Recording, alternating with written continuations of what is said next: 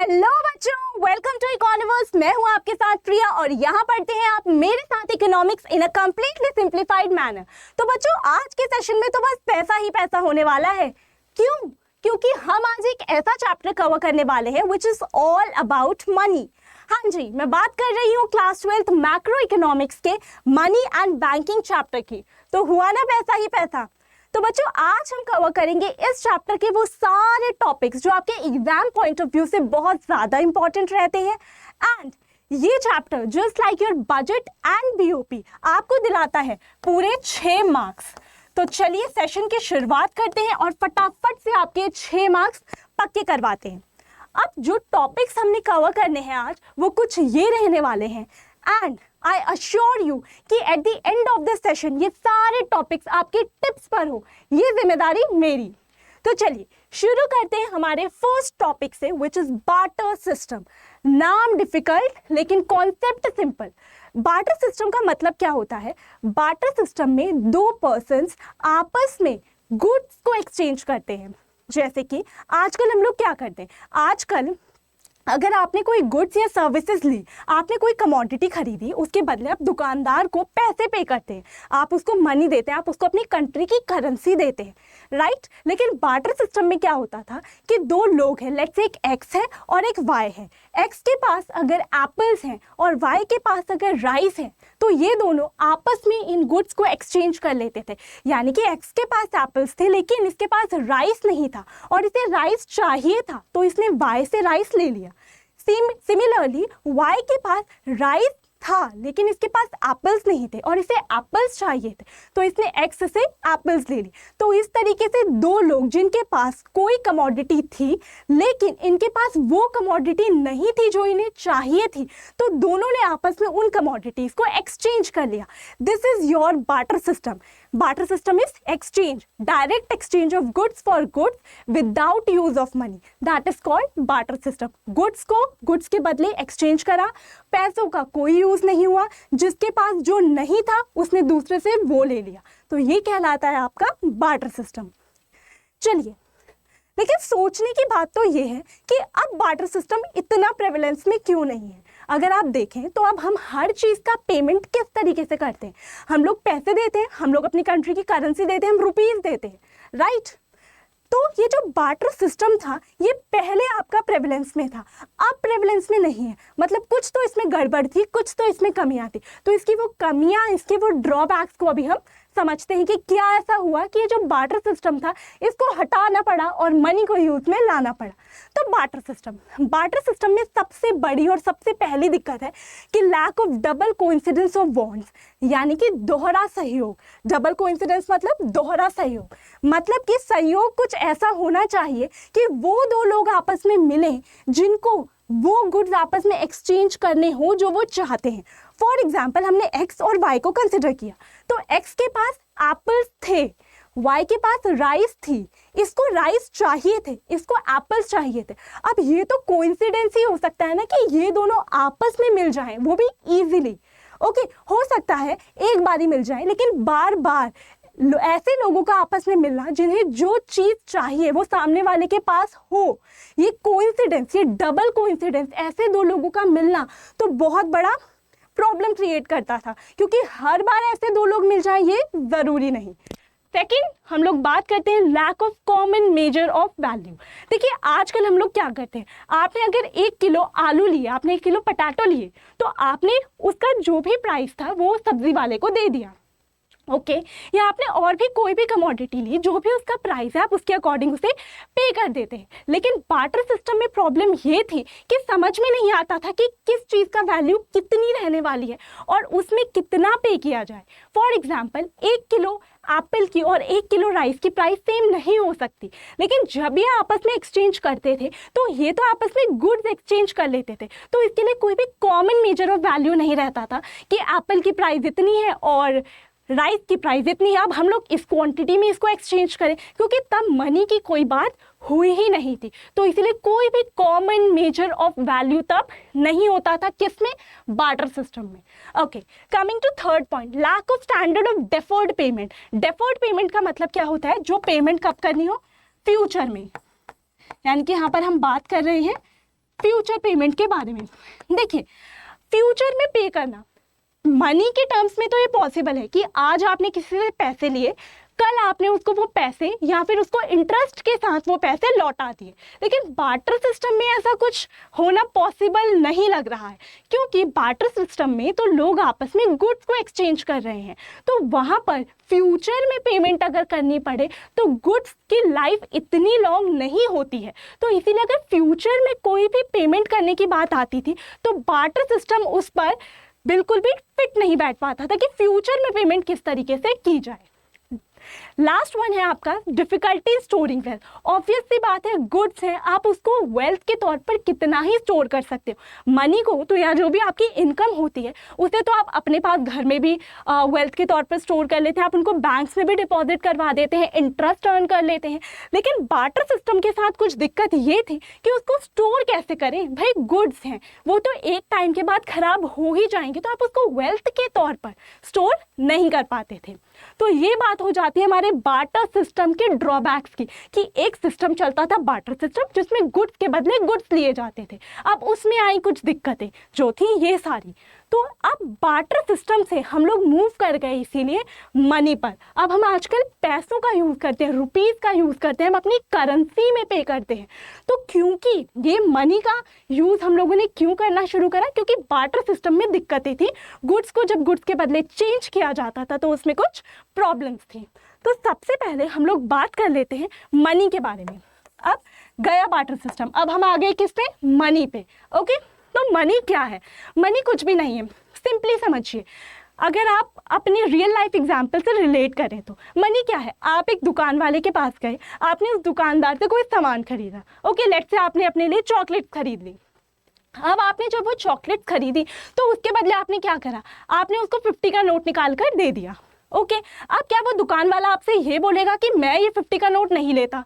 उस चॉकलेट की जो प्राइस है वो 50 रुपीज़ है, तो क्या दुकान वाला आपसे ये बोलेगा कि मैं 50 रुपीज़ नहीं लूँगा? नहीं ना, उसको वो आपसे 50 रुपीज़ का नोट एक्सेप्ट करना ही पड़ेगा।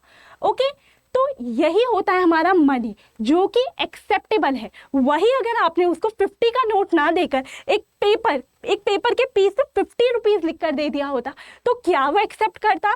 नहीं, तब तो आपको डांट के वहाँ से भगा देता और चॉकलेट भी छीन लेता, right?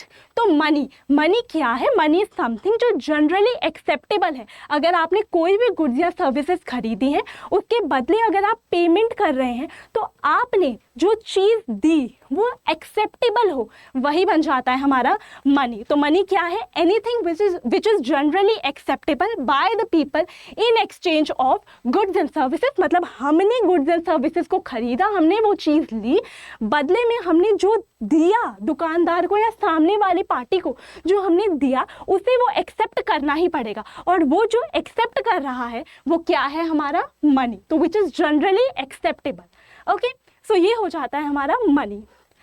Coming next to functions of money. देखिए, फंक्शंस ऑफ मनी को याद करने की मैं आपको एक ट्रिक बताती हूँ। जो हमने क्या पढ़े, हमने पढ़े हमारे ड्रॉबैक्स ऑफ बार्टर सिस्टम, यानी कि हमारे बार्टर सिस्टम के जो ड्रॉबैक्स रहते हैं वही हमारे मनी के फंक्शंस बन जाते हैं। ऐसे समझिए, बार्टर सिस्टम में कुछ कमियां थी, ठीक है। अब इसी वजह से तो हम लोग मनी को लेकर आए, मनी का यूज़ होने लगा। ओके, मनी से पेमेंट की जाने लगी। तो अब मनी में वो सारे गुण हैं, मनी में वो सारे फीचर्स हैं या फंक्शंस हैं जो बार्टर सिस्टम के ड्रॉबैक्स थे, जो बार्टर सिस्टम की कमियां थी, वही अब हमारी मनी के फंक्शंस बन जाते हैं। तो फर्स्ट ऑफ ऑल हम लोग इसका देख लेते हैं कि क्या क्या फंक्शंस रहते हैं। तो money as a medium of exchange. What do we mean by medium of exchange? It is very simple, यानी कि आप लोग कोई सामान खरीदते हैं, उसके बदले पेमेंट कर देते हैं, मनी से पैसा दे देते हैं सामने वाली पार्टी को। तो ये मीडियम ऑफ एक्सचेंज है, यानी कि चीज़ों के एक्सचेंज के लिए आप क्या यूज़ करते हैं? Money. So it is a medium of exchange. सामान लिया, पैसे दिए, मनी दिया। Second one is a unit of account. So हम लोगों ने बार्टर सिस्टम में क्या पढ़ा था कि इसमें कोई भी कॉमन मेजर ऑफ वैल्यू नहीं था, यानी कि अगर आपने कोई भी गुड या सर्विस को खरीदा है, कोई भी दो पार्टीज आपस में किसी चीज़ को एक्सचेंज करती थी, तो इनको इवैल्यूएट नहीं किया जा पाता था कि क्या इसकी वैल्यू है। ओके, जबकि यहाँ पर मनी में तो सिंपल है, हमें पता है फॉर एग्जांपल आप अगर 1 किलो आलू ले रहे हैं तो जो उसकी प्राइस है आपको पता है कि 1 किलो आलू की प्राइस इतनी है, आपको इतने पैसे उस सब्जी वाले को देने हैं। तो यहाँ पर मनी से क्या प्रॉब्लम सॉल्व हो गई कि मनी हमें एक यूनिट ऑफ अकाउंट देता है, हम हर चीज़ को एस्टिमेट कर सकते हैं इन टर्म्स ऑफ मनी कि पोटैटो की प्राइस इतनी है, टमाटो की प्राइस इतनी है, चॉकलेट की प्राइस इतनी है। तो हर चीज़ को हम लोग अकाउंट कर सकते हैं, it is a unit of account. Third one is money as the standard of deferred payment which is very easy. क्या है, बार्टर सिस्टम में क्या प्रॉब्लम थी, फ्यूचर पेमेंट्स को लेकर इश्यू आते थे। मनी में तो हम लोग फ्यूचर में पेमेंट करते हैं। आज किसी से पैसा लिया, उसको 10 दिन बाद अगर रीपे करना है तो हमें पता है कि अगर हमने उससे 1000 रुपीज़ लिए हैं तो हमने उसको 1000 रुपीज़ रीपे करने, या फिर अगर हमें उस पर कोई इंटरेस्ट देना है तो उतना मिलाकर उसको पैसा 10 दिन बाद देना है। लेकिन बार्टर सिस्टम में तो ये एक प्रॉब्लम थी और उसी प्रॉब्लम को ओवरकम कर दिया हमारे मनी ने। ओके, तो ये इसका एक फंक्शन बन गया। Last one is money as a store of value. अब मनी को तो हम सब स्टोर करते हैं, हम लोग अपने घर पे भी कुछ पैसे अपनी सेविंग्स के तौर पर रखते हैं, हम लोग अपने बैंक में भी अपने अकाउंट में उस पैसे को जाकर जो हमारी सेविंग्स होती हैं उन्हें डिपॉजिट कराते हैं, उन पर इंटरेस्ट अर्न करते हैं। तो मनी को स्टोर करना बहुत ईजी है। तो ये हो जाते हैं हमारे मनी के फंक्शंस। ओके, सो हम लोगों ने अभी तक क्या क्या देखा, हमने पढ़ा है बार्टर सिस्टम के बारे में। बार्टर सिस्टम जहाँ पे गुड्स के बदले गुड्स को एक्सचेंज किया जाता था, उसमें आई कुछ प्रॉब्लम्स, फिर उन प्रॉब्लम्स को ओवरकम करने के लिए लाया गया मनी। मनी वो है जो हर जगह गुड्स एंड सर्विस अगर आपने कोई खरीदी तो उसके बदले वो एक्सेप्टेबल होगा, जो आप देंगे वो सामने वाले को लेना पड़ेगा, तो इट इज़ जनरली एक्सेप्टेबल। उसके बाद हमने पढ़े हमारे मनी के फंक्शंस। तो जो हमारे बार्टर सिस्टम के ड्रॉबैक्स बन रहे थे, मनी ने उन्हीं ड्रॉबैक्स को ओवरकम किया और वही हमारे मनी के फंक्शंस बन जाते हैं। चलिए अब आगे बढ़ते हैं और हम बात करते हैं सप्लाई ऑफ मनी के बारे में। देखिए यहाँ पर आप बहुत ही केयरफुली एक बात को सुनिएगा, supply of money and supplier of money, इन दोनों टर्म्स के बीच में डिफरेंस है। तो supply of money and supplier of money, ये दोनों जो टर्म्स रहती हैं इनके बीच में एक डिफरेंस है। मैं समझाती हूँ आपको क्या डिफरेंस है। देखो सप्लाई ऑफ मनी का मतलब कुछ भी नहीं है। सप्लाई ऑफ मनी का मतलब सिर्फ इतना है कि एक पॉइंट ऑफ टाइम पर, ओके, तो जब भी हम पॉइंट ऑफ टाइम के बारे में बात करते हैं तो हमने नेशनल इनकम में ये चीज़ पढ़ रखी है कि जब भी हम पॉइंट ऑफ टाइम के बारे में बात करते हैं तो वो कैसा कॉन्सेप्ट होता है, वो होता है आपका स्टॉक कॉन्सेप्ट। और जब भी हम पीरियड ऑफ टाइम के बारे में बात करते हैं तो वो कैसा कॉन्सेप्ट होता है, वो होता है आपका फ्लो कॉन्सेप्ट। तो फर्स्ट ऑफ ऑल अगर हम सप्लाई ऑफ मनी के बारे में बात करें तो सप्लाई ऑफ मनी एक स्टॉक कॉन्सेप्ट है, यानी कि जब भी हम सप्लाई ऑफ मनी के बारे में बात करते हैं हम एक पॉइंट ऑफ टाइम के बारे में बात करते हैं। ओके, आगे सप्लाई ऑफ मनी एक स्टॉक कॉन्सेप्ट है, ये हमने समझ लिया, लेकिन सप्लाई ऑफ मनी है क्या? सप्लाई ऑफ मनी कुछ भी नहीं है, एक पॉइंट ऑफ टाइम पर, क्योंकि एक स्टॉक कॉन्सेप्ट है तो इसीलिए ये एक पॉइंट ऑफ टाइम पर लोगों के हाथों में, लोगों के पास जितना भी पैसा है वो कहलाता है सप्लाई ऑफ मनी। तो हम इसको कैसे डिफाइन करते हैं? It refers to total stock of money held by the public of a country at a point of time, यानी कि हम बात कर रहे हैं किसकी? स्टॉक की, स्टॉक कॉन्सेप्ट की। ओके, तो सप्लाई ऑफ मनी का मतलब कुछ भी नहीं है, इसका मतलब है एक पॉइंट ऑफ टाइम पर। दो चीजें आपको याद रखनी है सप्लाई ऑफ मनी में, एक पॉइंट ऑफ टाइम पर यानी कि एक स्टॉक कॉन्सेप्ट है, तो एक पॉइंट ऑफ टाइम पर एक कंट्री में जितनी भी पब्लिक है उनके पास ऑल फॉर्म्स में जो भी पैसा है वो बनाता है हमारी सप्लाई ऑफ मनी को। ओके, तो ये तो हो गया सप्लाई ऑफ मनी कि पब्लिक के पास कितना पैसा है एक पॉइंट ऑफ टाइम पर। अब हम बात करते हैं सप्लायर ऑफ मनी की। सप्लायर ऑफ मनी, थोड़ा एम्फसाइज कर इसको बोलिए, सप्लायर ऑफ मनी, यानी कि मनी को कौन सप्लाई करता है? आपको ये आंसर खुद ही पता होगा, आरबीआई। यस, तो हमारे सप्लायर ऑफ मनी में आ जाती है हमारी कंट्री की गवर्नमेंट जो कॉइन्स को इश्यू करती है।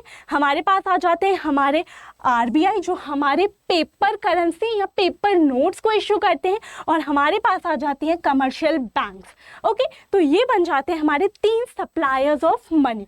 तो तो इसीलिए कभी भी जब सप्लाई ऑफ मनी आए और सप्लायर ऑफ मनी आए, इन दोनों में डिफरेंस होता है। और आपने इसके थ्रू समझा कि सप्लाई ऑफ मनी क्या है, लोगों के पास जो पैसा है that is supply of money, and जो सप्लायर ऑफ मनी है वो ये तीन रहते हैं। कभी भी सप्लाई ऑफ मनी में ये मत लिखिए आएगा कि ये तीनों यानी कि गवर्नमेंट, कमर्शियल बैंक और आरबीआई के पास जो पैसा है that is supply of money. नहीं, सप्लाई ऑफ मनी लोगों के पास जो पैसा है एक पॉइंट ऑफ टाइम पर। ओके, आई होप आपको ये क्लियर रहा होगा। Coming next two types of money. अब बच्चे बड़े कंफ्यूज होते हैं टाइप्स ऑफ मनी पर कि सब नाम तो सेम से ही लगते हैं, fiat money, fiduciary money, full bodied money and credit money. तो चलिए आज इनको सिंपल वर्ड्स में समझने की कोशिश करते हैं। फर्स्ट ऑफ ऑल हम लोग बात कर लेते हैं हमारे फिएट मनी की। देखिए फिएट मनी का मतलब होता है वो मनी जो हर जगह एक्सेप्टेबल हो। ओके, तो फिएट मनी का मतलब क्या होता है, जो हर जगह चल जाता है। तो हर जगह क्या चलते हैं, हमारे पेपर नोट्स चल जाते हैं, राइट। तो हमारे पेपर नोट्स चल जाते हैं। आप किसी को भी किसी सामान के बदले नोट दोगे 50 का, 100 का, 500 का, वो उस पैसे को एक्सेप्ट करेगा। प्लस साथ में क्या आ जाते हैं हमारे कॉइन्स। तो फिएट मनी का मतलब क्या होता है, वो चीज जो हर जगह एक्सेप्टेबल हो और जो हर जगह चल जाए। आपने कोई भी गुड्स एंड सर्विसेज खरीदी, उसके बदले अगर आप इस चीज में पे करें, यानी कि अगर आप इस फिएट मनी में पे करेंगे तो वो सामने वाले को एक्सेप्ट करनी ही पड़ेगी। तो इसमें आते हैं पेपर नोट्स एंड कॉइन्स।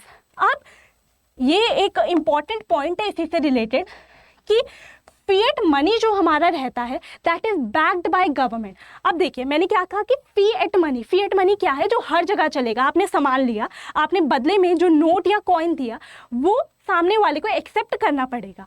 अब which is generally acceptable, right. तो fiat money is generally acceptable. अब ये एक्सेप्टेबल क्यों है, क्योंकि इसको देश की गवर्नमेंट ने, देश के सेंट्रल बैंक ने बोला है कि ये चीज लीगल है। तो इसीलिए इसको लीगल टेंडर के नाम से भी जानते हैं। फिएट मनी को हम लोग लीगल टेंडर के नाम से भी जानते हैं। ये लीगल है, ये करेंसी, ये कॉइन्स लीगल है, ये पेपर नोट, ये कॉइन्स लीगल है, तभी तो सामने वाले को एक्सेप्ट करने पड़ रहे हैं। तो ये आ जाता है हमारा फिएट मनी के अंदर। Coming next to fiduciary money. Fiduciary का मतलब होता है वो मनी, फिड्यूशियरी मनी वो मनी जो ट्रस्ट के बेसिस पर एक्सेप्ट किया जाता है। और ट्रस्ट के बेसिस पर आप क्या एक्सेप्ट करते हैं, चेक, राइट। तो आप चेक जैसे इसका एग्जाम्पल बन सकता है, तो हम इसके एग्जाम्पल में क्या बोल सकते हैं कि चेक।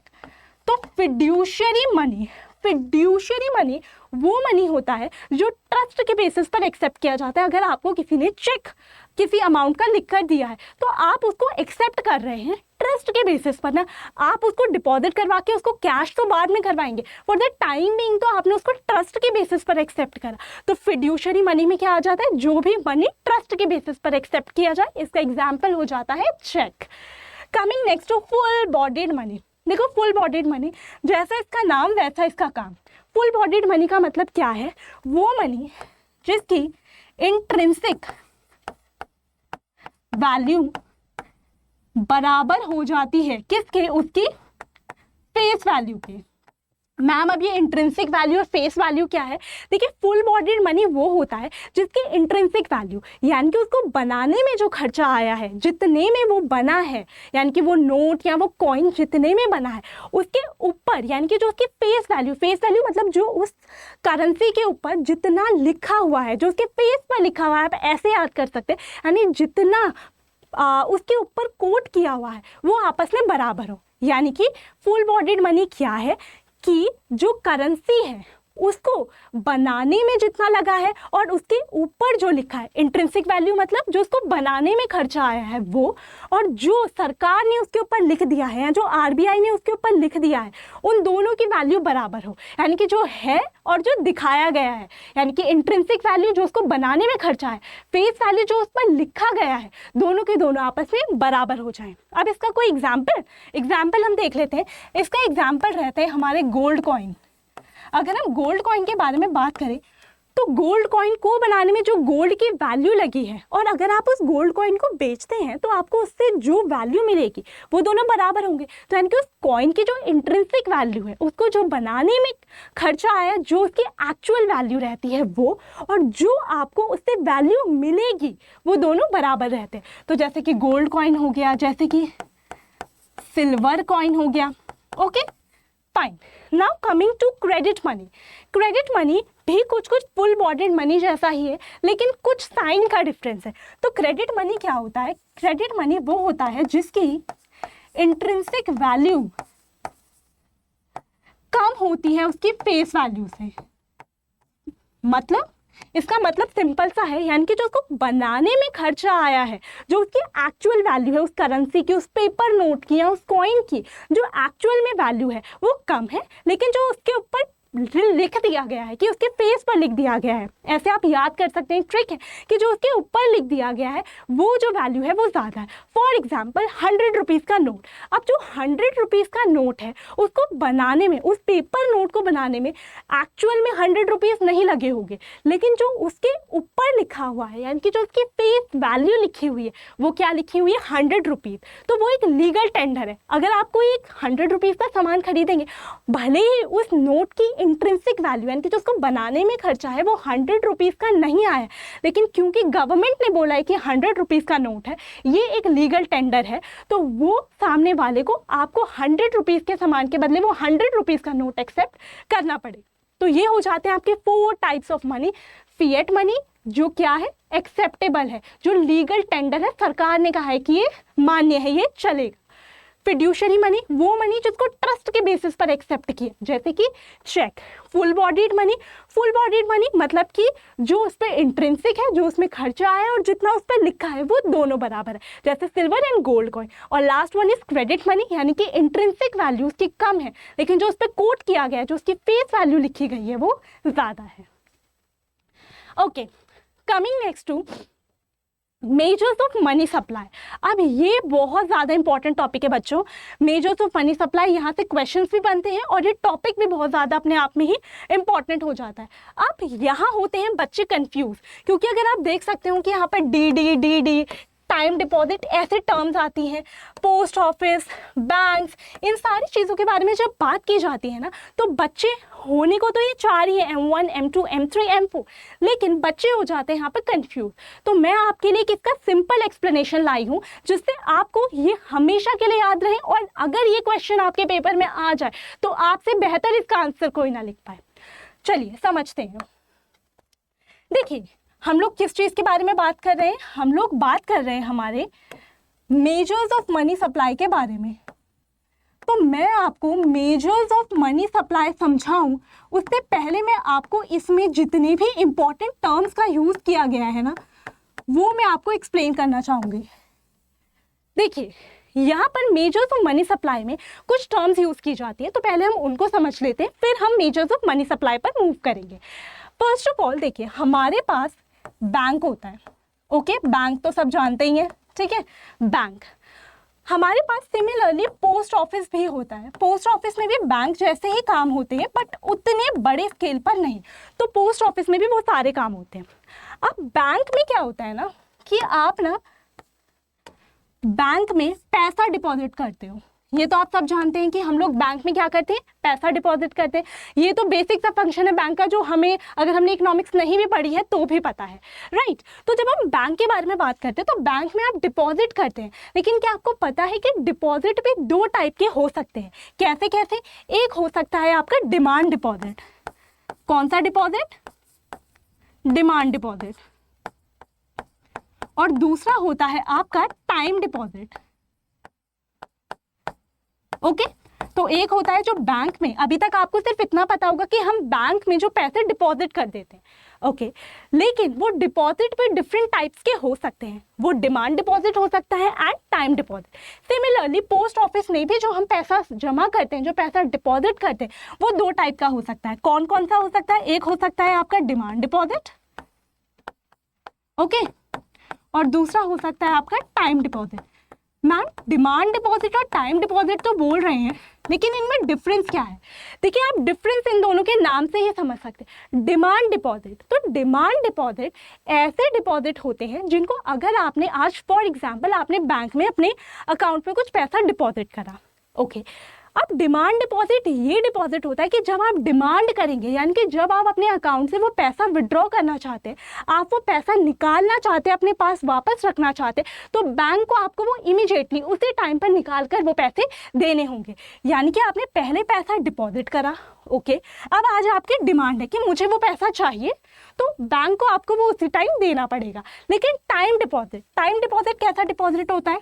ये वो डिपॉजिट होता है जिसको आप एक टाइम फ्रेम सेट होता है कि आप इससे पहले नहीं निकाल सकते, यानी कि एक मैच्योरिटी पीरियड रहता है कि आप इस, फॉर एग्जांपल अगर 1 साल का मैच्योरिटी पीरियड है, तो आप 1 साल से पहले उस डिपॉजिट किए हुए अमाउंट को, भले ही वो आपका अमाउंट है, लेकिन क्योंकि अगर आपने उसको टाइम डिपॉजिट में लगाया है, तो आप उस डिपॉजिट को उस मैच्योरिटी पीरियड से पहले वापस नहीं मांग सकते, बैंक वो आपको वापस नहीं दे सकता। तो वो डिपॉजिट जिसको एक लिमिटेड टाइम से, जो भी आपका टाइम सेट है, जो भी मैच्योरिटी पीरियड है उस डिपॉजिट का, उससे पहले नहीं निकाल सकते। तो इन दोनों का ही मीनिंग दोनों ही जगह सेम रहता है, भले ही वो बैंक हो चाहे पोस्ट ऑफिस हो। डिमांड डिपॉजिट का मतलब डिपॉजिट किया, आज आपको चाहिए, आपकी डिमांड है, आपने निकाल लिया, बैंक आपको देगा वो पैसे। टाइम डिपॉजिट वो डिपॉजिट जो आपने आज तो कर दिया, लेकिन आप एक लिमिटेड टाइम से, एक सेट टाइम से, जो भी आपका उस डिपॉजिट का टाइम पीरियड रहने वाला है, फॉर एग्जांपल 1 ईयर का है, तो आप उसको 1 ईयर से पहले जाकर बैंक से नहीं बोल सकते थे कि मुझे दो, वो आपकी मैच्योरिटी होने पर ही आपको मिलेगा, तो वो हो जाता है आपका टाइम डिपॉजिट। ओके, तो ये समझाने के पीछे का रीज़न ये है कि जो मेजर्स ऑफ मनी सप्लाई हैं उनमें इन चारों ही चीज़ों का, यानी कि बैंक के डिमांड डिपॉजिट, बैंक के time deposit first, second post office के डिमांड डिपॉजिट, पोस्ट ऑफिस के टाइम डिपॉजिट, इनका बहुत यूज रहने वाला है। तो चलिए अब हम लोग समझ लेते हैं हमारे मेजर्स ऑफ मनी सप्लाई को। तो M1, अब देखिए सबसे पहले मैं आपको एक चीज बता दूं कि यहाँ पर ये जो हमारे 4 मेजर्स रहते हैं, जब हम मनी सप्लाई के बारे में बात करते हैं, तो मनी सप्लाई में जब हम बात करते हैं तो हमारे पास 4 मेजर्स रहते हैं। एक है M1, ओके, एक है M2, एक है M3 और एक है M4।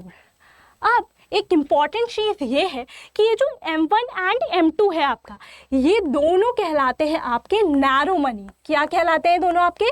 Narrow money. Okay, M1 भी नैरो मनी है, M2 भी आपका नैरो मनी है, और ये जो M3 एंड M4 है, ये दोनों कहलाते हैं आपके ब्रॉड मनी। ओके, तो ये एक बेसिक सी चीज़ थी जो आपको पता होनी चाहिए, इसलिए मैंने आपको इसको पहले ही बता दिया। अब M1 के क्या क्या कंपोनेंट्स हैं, यानी कि जो M1 है वो किन किन से मिलाकर बनता है। तो M1 में आता है C का मतलब क्या है? C का मतलब होता है हमारा करेंसी, और करेंसी में आ जाती है हमारी दोनों चीजें, क्या क्या? Paper notes and coins, paper notes and coins. Okay, तो ये तो हो गया हमारे पास C। तो M1 का एक कंपोनेंट क्या है? C, यानी कि करेंसी। करेंसी में आ जाती हैं ये दोनों चीजें। उसके बाद है DD मतलब है डिमांड डिपॉजिट। किसका डिमांड डिपॉजिट? मैम हमने तो बैंक का भी डिमांड डिपॉजिट पढ़ा था, हमने पोस्ट ऑफिस का भी डिमांड डिपॉजिट पढ़ा था, तो यहाँ हम बात कर रहे हैं बैंक के डिमांड डिपॉजिट की, ठीक है, जो भी बैंक में डिमांड डिपॉजिट किए गए हैं, और अदर डिपॉजिट्स जो भी बाकी के डिपॉजिट्स आते हैं वो। ओके, तो ये बनाता है आपका M1। Now coming to M2। M2 में क्या है? M2 में सबसे पहले तो हमने पूरा का पूरा M1 ले लिया, यानी कि अगर मैंने यहाँ पर M1 लिख दिया है तो मैं इसके बदले और क्या लिख सकती थी? पूरा अगर मैं इलैबोरेट करके लिखती तो C plus DD plus OD, लेकिन हमने इसको शॉर्ट में लिख दिया है कि M2 किस किस से बना है? M1, यानी कि ये तीनों चीज़ें यहाँ पर आती हैं, इसका पार्ट बन जाती हैं। ओके, तो M2 इज इक्वल्स टू में M1 प्लस में। अब फिर से हम लोग डिमांड डिपॉजिट के बारे में ही बात करेंगे, लेकिन यहाँ पर हम बात करेंगे पोस्ट ऑफिस के डिमांड डिपॉजिट्स के बारे में। तो यहाँ पर M2 क्या है? पूरा का पूरा M1 ले लो, प्लस में जो पोस्ट ऑफिस में डिमांड डिपॉजिट्स हैं उनको ले लो। Okay, coming to M3। अब M3 में भी वही है, M3 में भी पहले हम लोग M1 को लेंगे, तो हमने क्या ले लिया? हमने M1 ले लिया। अब बारी आती है किसकी? हमने डिमांड डिपॉजिट देख लिए, बैंक के देखे पहले, सेकंड M2 में हम लोगों ने पोस्ट ऑफिस के डिमांड डिपॉजिट देखे। अब हम लोग M3 में टाइम डिपॉजिट के बारे में बात करते हैं, और टाइम डिपॉजिट किसके? बैंक के। तो हमने M3 में क्या लिया? बैंक के time deposit. Okay, now coming to M4। M4 में क्या आएगा? अब M4 में थोड़ा सा ध्यान से सुनिएगा, M1 में हम लोगों ने ये 3 चीज़ें ली, ओके, M2 में हम लोगों ने M1 प्लस ये लिया, ओके, M3 में भी हमने M1 प्लस ये लिया, ओके, लेकिन जब हम M4 की बात करते हैं तो M1 प्लस समथिंग नहीं लेते, बल्कि यहाँ पर हम लोग M3 लेते हैं। क्या लेते हैं? M3। कई बार बच्चे गलती कर देते हैं कि वो M1 याद कर लेते हैं तो सब में M1 ही लिख देते हैं, लेकिन इस बात को ध्यान रखिएगा कि M4 में हम लोग क्या लेते हैं? M3 प्लस में क्या लेते हैं? जो पोस्ट ऑफिस में डिमांड डिपॉजिट है एंड जो पोस्ट ऑफिस में ही आपके क्या है? टाइम डिपॉजिट है। तो यहाँ पर पोस्ट ऑफिस की दोनों चीज़ों को ले लिया जाता है, demand deposit and time deposit को, और M3 को लिया जाता है। तो ये बनाते हैं आपके मेजर्स ऑफ मनी सप्लाई, जिसमें M1 है, M2 है, M3 एंड M4 है। एंड बच्चों ये टॉपिक आपका बहुत बहुत इंपॉर्टेंट रहता है, इसीलिए मैंने इसको टाइम लेकर आपको अच्छे से एक्सप्लेन किया है। ओके, अब हम लोगों ने हमारा मेजर्स ऑफ मनी सप्लाई को तो समझ लिया है। अब हम बात करते हैं हमारे क्रेडिट क्रिएशन के बारे में। किसके बारे में? क्रेडिट क्रिएशन के बारे में। अब देखिए, अभी ये फॉर्मूला आपको ऐसे अनजान सा लग रहा होगा, बिल्कुल समझ में नहीं आएगा, लेकिन हम लोग पहले पूरे के पूरे क्रेडिट क्रिएशन को समझेंगे और इस फॉर्मूला का आंसर फिर आप अपनी नोटबुक में खुद ही निकाल पाएंगे। चलिए समझते हैं व्हाट इज क्रेडिट क्रिएशन। देखिए, हम लोग इसको एक एग्जाम्पल से समझना शुरू करते हैं। जब आप बैंक में अपना पैसा डिपॉजिट करते हैं, ओके, आप बैंक में जब आप अपना पैसा डिपॉजिट कर देते हैं, आपने देखा होगा, अगर आपने अपनी पासबुक वगैरह चेक की हो तो आपका जो सेविंग्स अकाउंट वगैरह रहता है उस पर आपको टाइम टू टाइम क्या होता है? कुछ इंटरेस्ट मिलता रहता है। नहीं किया है तो आज जाके चेक भी कीजिएगा एक बारी, तो आपको टाइम टू टाइम उस पर ना कुछ इंटरेस्ट मिलता रहता है, ठीक है।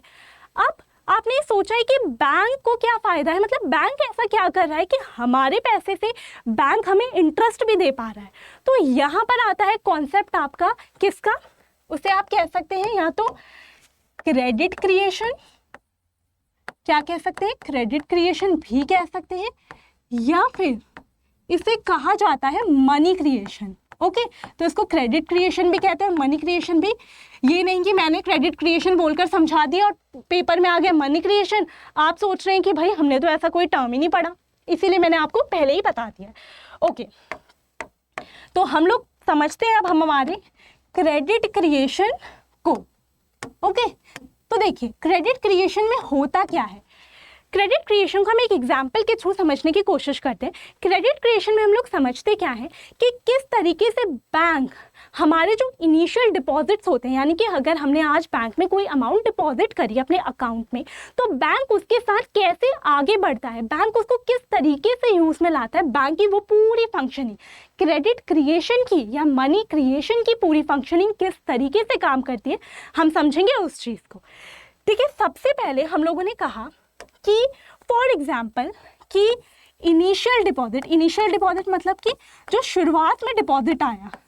ओके, इनिशियल डिपॉजिट को आप ऐसे समझ लीजिए, मान लीजिए कि कोई एक पर्सन है, ओके, कोई एक पर्सन है, वो बैंक में गया और उसने बैंक में जाकर डिपॉजिट करवा दिए, लेट्स से 1000 रुपीज़। कितने डिपॉजिट करवा दिए?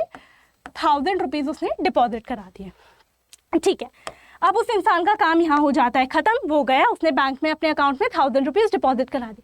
अब शुरू होता है बैंक का काम। अब बैंक क्या करती है कि यहाँ पर ना बैंक इस 1000 रुपीज़ का कुछ परसेंटेज, कुछ एक परसेंटेज, जो एक सेट परसेंटेज होता है, उसे अपने पास रख लेगी और बाकी का पैसा आगे यूज़ में ले आएगी। समझते हैं कैसे? देखिए, तो मैंने कहा कि एक परसेंटेज बैंक अपने पास रख लेती है। क्या रख लेती है? कुछ परसेंटेज बैंक अपने पास रख लेती है। तो अब हम लोग समझेंगे कि वो ये परसेंटेज है क्या। देखिए, यहाँ पर इस परसेंटेज को समझने के लिए हमें समझना पड़ेगा CRR, SLR एंड LRR को, तभी आप समझ पाएंगे कि वो क्या परसेंटेज है जो डिपॉजिट आया, उसमें से वो क्या परसेंटेज है जो बैंक अपने पास रखती है और बाकी का पैसा यूज करती है। तो CRR का मतलब होता है आपका कैश रिजर्व रेशियो। क्या है CRR का मतलब? Cash reserve ratio. देखो, कैश रिजर्व रेशियो का मतलब होता है कि फॉर एग्जाम्पल, अगर हम लोग दूसरा एग्जाम्पल कंसिडर करें कि अगर किसी ने मान लीजिए 100 रुपीज़ डिपॉजिट करे, और CRR का मतलब क्या होता है कि उस 100 रुपीज़ में से कोई एक परसेंटेज जो बैंक निकालेगी, फॉर एग्जाम्पल हम एग्जाम्पल के लिए ले लेते हैं कि 100 रुपीज़ में से CRR is 5%, just for example ये अगर 5% है, ओके, तो बैंक क्या करेगी, जो बैंक के पास 100 रुपये आए उसमें से 5 रुपये यानी कि 5%, 100 का 5% विच इज 5, तो उसका 5% यानी कि 5 रुपये बैंक क्या करेगी, सेंट्रल बैंक को दे देगी, वो सेंट्रल बैंक के पास डिपॉजिट करा देगी। तो CRR यानी कि कैश रिजर्व रेशियो क्या है कि जो बैंक के पास इनिशियल डिपॉजिट आया, जो या फिर जो बैंक के पास डिपॉजिट आया उसका जो परसेंटेज अलग कर कर बैंक ने किसको दे दिया, सेंट्रल बैंक को। आप इसको कैसे याद रख सकते हैं, वैसे तो C फॉर कैश है, लेकिन आप याद रख सकते हैं कि C फॉर सेंट्रल बैंक भी तो होता है, और सेंट्रल बैंक हमारी कंट्री का कौन सा है, RBI, ठीक है। तो आप ऐसे समझ सकते हैं कि बैंक ने क्या करा कि बैंक ने C यानी कि जो सेंट्रल बैंक को क्या कर दिया, जो परसेंटेज दे दिया अपने डिपॉजिट का, तो C से आप याद रख सकते हैं जो सेंट्रल बैंक को दिया। Okay, coming next to SLR, this is statutory liquidity ratio. Okay, statutory liquidity ratio का मतलब क्या होता है, स्टैट्यूटरी लिक्विडिटी रेशियो का मतलब होता है कि अब जैसे बैंक ने जो डिपॉजिट आया था उसका कुछ परसेंटेज निकाल कर दे दिया सेंट्रल बैंक के पास रखने के लिए, सेम वे में बैंक क्या करते हैं, कमर्शियल बैंक क्या करते हैं, उसी टोटल डिपॉजिट का कुछ परसेंटेज वो अपने पास भी रखते हैं, किस फॉर्म में, लिक्विड फॉर्म में। ओके, तो ये बन जाता है आपका स्टैट्यूटरी लिक्विडिटी रेशियो। क्या, जो बैंक ने अपने पास रखा, जो बैंक के पास है, किसके पास है, बैंक्स के पास है। ओके, अब आप इसको याद करने के लिए ट्रिक क्या देख सकते हैं, यहाँ पर वर्ड क्या है, यहाँ पर लेटर क्या है, एस। तो हम लोग जब भी बैंक बोलते हैं तो हम बोलते हैं ना बैंक्स, तो बैंक्स के एस से आप याद रख सकते हैं कि स्टैट्यूटरी लिक्विडिटी रेशियो वो होता है जो परसेंटेज बैंक अपने पास रख लेती है डिपॉजिट का। ओके, आई होप आपको क्लियर हो। और LRR इज वेरी सिंपल, बहुत इजीली समझ सकते हैं। LRR is nothing, it is CRR cash reserve ratio plus statutory liquidity ratio. यानी कि फॉर एग्जांपल अगर CRR 5% है, मतलब कि बैंक के पास जो डिपॉजिट आया उसका 5% यानी कि 5 रुपये बैंक को देने पड़ रहे हैं, किसको, सेंट्रल बैंक को। सेंट्रल बैंक के पास वो 5 रुपये रखवा दिए, और let's say statutory liquidity ratio भी आपका 5% ही है, यानी कि बैंक को जो पैसा डिपॉजिट का जो परसेंटेज अपने पास रखना पड़ रहा है वो भी 5 रुपये। तो यहाँ से 5 रुपये उस ₹100 में से बैंक ने 5 रुपये सेंट्रल बैंक को दे दिए, 5 रुपये अपने पास रख लिए। तो यहाँ पर ये जो पूरा का पूरा 10% यानी कि ये 5% और ये 5%, यानी कि जो CRR है प्लस SLR है, हम दोनों को अगर साथ मिलाकर बोलें कि बैंक ने कितना अलग करा, यानी कि 5% बैंक ने सेंट्रल बैंक के लिए अलग करा, 5% अपने पास रखने के लिए अलग करा, तो अगर हम इसको कंबाइन कर कर बोले कि टोटल डिपॉजिट से बैंक ने पूरा कितना पैसा अलग कर दिया, अलग रखने के लिए कर दिया, that is called LRR and this is legal reserve ratio. Okay, I hope आपको ये क्लियर हो। ठीक है, तो हम ये ना कहेंगे बार बार कि बैंक ने सेंट्रल बैंक को इतना दिया, अपने पास इतना रखा। हम शॉर्ट में कहते थे कि LRR इतना है, जिसका मतलब होता है बैंक ने सेंट्रल बैंक को इतना दे दिया और अपने पास इतना रख लिया, बाकी का जो बच गया अब वो बैंक आगे यूज करेगी।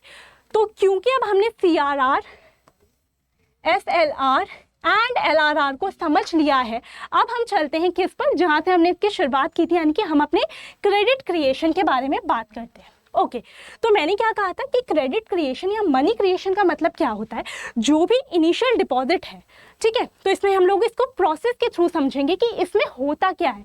तो फॉर एग्जांपल बैंक के पास पहले 1000 रुपये आए थे, ठीक है, फिर हम कहाँ पर रुके, मैंने आपको बोला कि बैंक को कुछ परसेंटेज अलग करके रखना पड़ता है, तो वो परसेंटेज क्या है, वो है LRR, वो क्या है, लीगल रिजर्व रेशियो, यानी कि कुछ परसेंटेज लेट से CRR हो गया, जो किससे मिलकर बना है, CRR प्लस में SLR से।